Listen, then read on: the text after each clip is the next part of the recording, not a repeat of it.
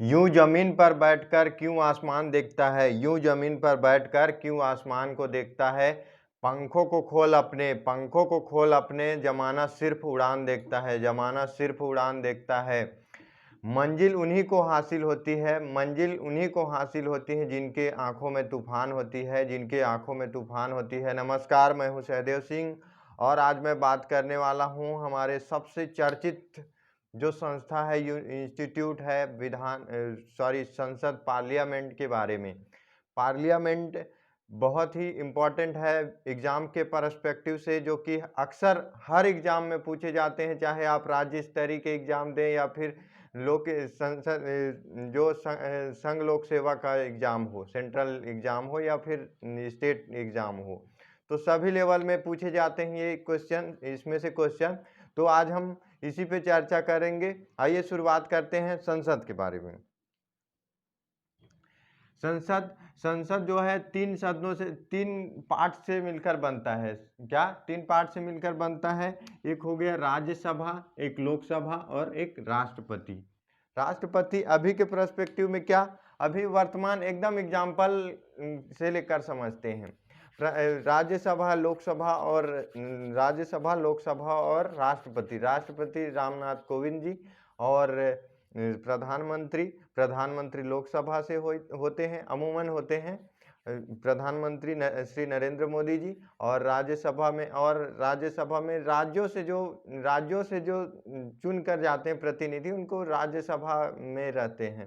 तो सिंपल सी बात है कि राज्यसभा अनुच्छेद 80 अक्सर एग्जाम में पूछ लिया जाता है फैक्ट के रूप में कि राज्यसभा का भारतीय संविधान में किस अनुच्छेद में उल्लेख किया गया है। तो अनुच्छेद 80 में, 80 में, और लोकसभा का 81। और राष्ट्रपति का आप जानते ही हैं कि जैसे ही हमारा जो है फंडामेंटल ड्यूटीज के बाद जो है राष्ट्रपति, अनुच्छेद 52। और संसद के बारे में टोटली संविधान में किसमें कहा गया है? अनुच्छेद 79 अनुच्छेद 79। उसी प्रकार हम देखते हैं, हम रिलेवेंट करके देखते हैं कि जिस प्रकार सेंट्रल में है, स्टेट में भी उसी प्रकार व्यवस्था किया गया है, क्योंकि हमारे यहाँ एक संसदीय व्यवस्था है। संसदीय व्यवस्था के तहत संसदीय व्यवस्था किया गया है, एक लोकतंत्र राज्य है, तो राज्यों को भी अलग, राज्य में भी संसदीय व्यवस्था, राज्य विधायिका होता है, राज्यों का विधायिका 168 से 179 गठन तक। उसके बाद राज्य विधायिका किससे मिलकर बनती है? विधान परिषद, विधानसभा और राज्यपाल। सेम है, जैसे संसद सेंट्रल में है वैसी है वहाँ स्टेट में, हर स्टेट में विधान परिषद, विधानसभा और राज्यपाल। एक्सेप्शनल केस ये है कि कुछ ही राज्यों में विधान परिषद है और बाकी राज्यों में विधानसभा है। विधान परिषद कहाँ पाया जाता है? विधान परिषद बड़े बड़े स्टेटों में है और विधानसभा केवल छोटे स्टेटों में है। तो हम विधान परिषद का गठन अनुच्छेद 171 में और विधानसभा का उल्लेख 170 में। और राज्यपाल भी उसी प्रकार, जिस प्रकार भूमिका संघ में सेंटर में राष्ट्रपति की होती है, उसी प्रकार भूमिका राज्यपाल की अनुच्छेद 153 के तहत है। तो आगे हम और जानते हैं कि लोकसभा राज्यसभा के कार्यकाल क्या होते हैं, कितने समिति बैठते हैं, इनकी जो विधायी प्रक्रिया क्या है, इनकी चुनावी प्रक्रिया क्या है, उसको और समझते हैं।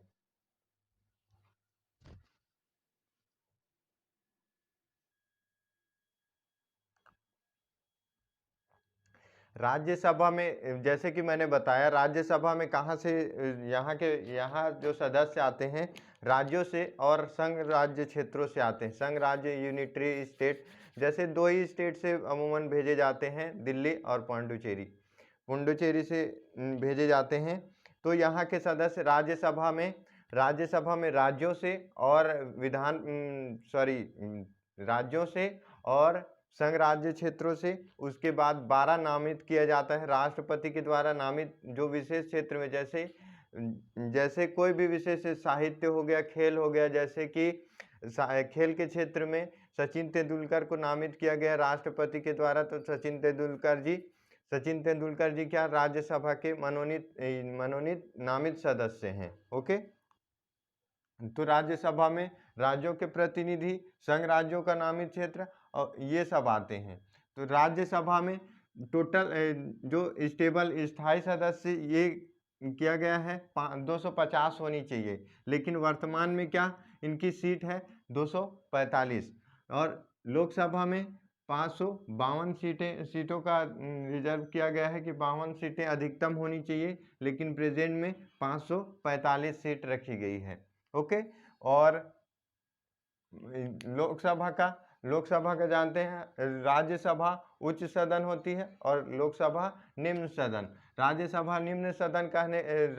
उच्च सदन कहने का मतलब इसका विघटन नहीं होता है, ये हमेशा के लिए रहता है, लेकिन हाँ इसके हर दो वर्ष में 1/3 सदस्य निर्वासित हो जाते हैं, मतलब वहाँ से हट जाते हैं। उसके बाद लोकसभा, जैसे कि आपको मालूम है लोकसभा हर 5 साल के बाद विघटित हो जाती है, मतलब वहाँ से हट जाती है, सत्ता से हट जाती है, फिर उसका चुनाव किया जाता है और चुनाव में जिसकी विजय होती है, जो सत्ताधारी दल अधिक वोटों से विजय होता है, उसको लोकसभा में से उसी की सरकार होती है। जैसे कि अभी बीजेपी की सरकार है, फिर इससे पहले कांग्रेस की सरकार थी। तो अलग अलग पार्टियां अपनी सरकार बनाती हैं बहुमत दल के साथ। तो ये प्रादेशिक निर्वाचन होता है और निर्वाचित हुए सदस्य यहाँ आते हैं। और लोकसभा से ही सभी जो संसद होते हैं वो अपना सदस्य चुनकर प्रधानमंत्री चुन देते हैं। ओके, तो संसद जैसे कि सभी संसद सदस्य जो भी निर्वाचित होके गए हैं संसद में आते हैं यहाँ पे। तो सबसे पहले जो भी मुद्दा होता है, सबसे पहले सभी मंत्री और सदस्य जो संसद में से ही मंत्री बनते हैं, तो उन मंत्रियों में से एक संसद में से मंत्री चुना जाता है अलग अलग डिपार्टमेंट से। कोई पेट्रोलियम मंत्री, कोई परिवहन मंत्री, कोई जो है पर्यावरण मंत्रालय से, कोई वित्त मंत्रालय से, ऐसे करके मंत्री चुन दिया जाता है। शिक्षा विभाग और स्वास्थ्य विभाग, इन सब का मंत्री चुन दिया जाता है, मिनिस्टर चुन दिया जाता है। उन मिनिस्टरों के अलावा जो संसद होंगे और उन मिनिस्टरों के द्वारा जो लाया जाएगा वो सरकारी विधेयक होगा, सरकारी विधेयक। और जो अन्य होगा, केवल संसद होंगे, उनका जो है गैर सरकारी विधेयक कहलाता है। तो सबसे पहले वहाँ जो कार्यकाल, वहाँ प्रश्न पूछने की सबसे पहले सब संसद मिलते हैं, उसके बाद जो है संसद मिलने के बाद उनका कार्यकाल कैसे शुरू होता है। जैसे 11 बजे ऑफिस पहुँचे, वहाँ पहुँचे संसद भवन में। संसद भवन पहुँचने के बाद जो है उनका सबसे पहला होता है प्रश्नकाल। प्रश्नकाल में क्या होता है, जैसे पहुँचे और संसद का पहला घंटा प्रश्नकाल होते हैं। इस दौरान संसद प्रश्न पूछते हैं और उसका आंसर मंत्री देते हैं, मंत्री उत्तर देते हैं। जो भी मंत्री रिलेटेड होंगे, अगर सोशल मुद्दे कोई है तो उसका जवाब जो है सामाजिक मंत्री देगा। पर्यावरण से संबंधित कोई मुद्दा है तो पर्यावरण मंत्री देगा। इस टाइप से हर तरह के सवाल पूछे जाते हैं संसद के द्वारा।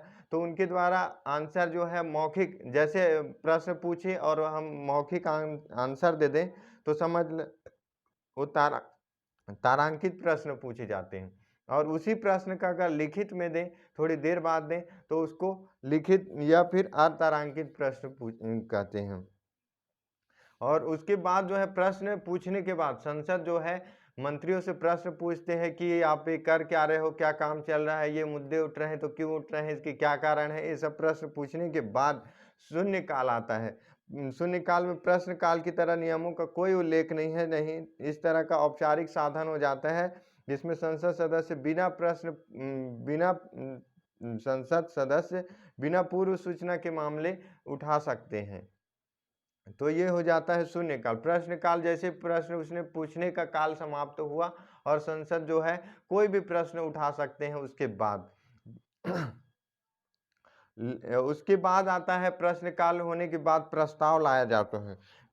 प्रस्ताव बिना पीठासीन अधिकारी लोकसभा अध्यक्ष होता है संसद में से। लोकसभा अध्यक्ष लोकसभा अध्यक्ष संसदों में से अपना अध्यक्ष चुना जाता है, लोकसभा अध्यक्ष, जो कि वर्तमान में ओम बिड़ला जी हैं। और राज्यसभा के क्या सभापति कौन होते हैं? राज्यसभा के सभापति उपराष्ट्रपति होते हैं। उपराष्ट्रपति राज्यसभा के सभापति होते हैं, लेकिन राज्यसभा के सदस्य नहीं होते हैं। इस बात को ध्यान रखिएगा, अक्सर एग्जाम में इस फैक्ट को लगाया जाता है कि राज्यसभा का सभापति राज्यसभा का ही सदस्य होता है। इस टाइप से आपको पूछा जाता है। उसके बाद जो है प्रस्ताव लाया जाता है। प्रस्ताव बिना पीठासीन अधिकारी की अनुमति के बिना नहीं लाया जाता प्रस्ताव। और उसके बाद प्रस्ताव लाया जाता है। महत्वपूर्ण प्रस्ताव 3 प्रकार के होते हैं। प्रस्ताव 3 प्रकार के होते हैं, कौन कौन सा? एक महत्वपूर्ण प्रस्ताव होता है, और स्थानापन्न प्रस्ताव और पूरक प्रस्ताव। 3 प्रकार के प्रस्ताव पेश किए जाते हैं। जो बहुत ही महत्वपूर्ण प्रस्ताव हो, उसके बाद जो है स्थानापन्न प्रस्ताव, स्थानापन्न वह प्रस्ताव जो मूल प्रस्ताव का स्थान लेता है, स्थानापन्न। और एक पूरक प्रस्ताव जिसका ज़्यादा महत्वपूर्ण नहीं रहता, ऐसी उसको पेश किया जाता है। तो प्रस्ताव ये हो गया। उसके बाद होता है विधायी प्रक्रिया। विधायी प्रक्रिया चलता है संसद का, जिसमें 4 प्रकार के विधेयक प्रस्तुत किए जाते हैं। एक साधारण विधेयक, उसके बाद धन विधेयक, वित्त विधेयक और संविधान संशोधन विधेयक। जो साधारण विधेयक कुछ भी ऐसी मामले को लेकर विधेयक किया जाता है। उसके बाद धन विधेयक होता है, जो संसद को धन की आवश्यकता होती है, उसके लिए धन विधेयक, वित्त विधेयक। उसके बाद जो है संविधान संशोधन विधेयक। अगर संविधान में कुछ बात पहले से ही उल्लेख है, उसमें अगर कुछ चीज़ जोड़ना हो, उसको हटाना हो, तो उसको संविधान संशोधन विधेयक की आवश्यकता होती है। इसके लिए क्या क्या कितने बहुमत की आवश्यकता होती है? इसमें सभी राज्यों को सहमत होना पड़ता है। उनके सदस्यों को, निर्वाचित सदस्यों को विधानसभा से सदस्य निर्वाचित होकर उसमें पूर्ण बहुमत के साथ संविधान संशोधन विधेयक किया जाता है। तो आई थिंक आपको समझ आ गया होगा संसद की कार्यविधि, संसद का गठन कैसे हुआ है और संसद की कार्यविधि कैसे चलती है। इसी प्रकार हर राज्यों में भी इसी प्रकार है। संसद, विधान परिषद, विधानसभा और राज्यपाल। कोई विधेयक, कोई अगर विधेयक है लोकसभा, जैसे कि विधानसभा में गया, राज्यसभा, विधान परिषद में गया, उसके बाद जो है राज्यपाल में गया, और राज्यपाल के पास बनने के बाद कोई विधेयक पास हो जाता है राज्यसभा में। उसी प्रकार जो है संसद में भी होता है, सेंट्रल गवर्नमेंट में भी होता है। पहले लोकसभा, राज्यसभा, राज्यसभा के बाद राष्ट्रपति के पास जाता है। तो ये हो गया हमारे विधेयक, संसद की कार्यविधि, संसद को समझने का आसान तरीका। और आगे आप अच्छे से समझ सकते हैं पढ़ने के बाद, और थोड़ी सी प्रैक्टिस करने के बाद आप संसद की जो कार्य संरचना है, स्ट्रक्चर है, उसको अच्छी तरह से समझ सकते हैं। तो आई होप ये वीडियो आपको बहुत हेल्पफुल होगा, और हेल्पफुल ये होगा कि आपको संसद को समझने में हेल्प होगी। तो अगर ये वीडियो आपको हेल्प करती है तो वीडियो को लाइक करें और बेल आइकन को दबाएं, ताकि हमारी नेक्स्ट वीडियो आप तक पहुंच सके। धन्यवाद।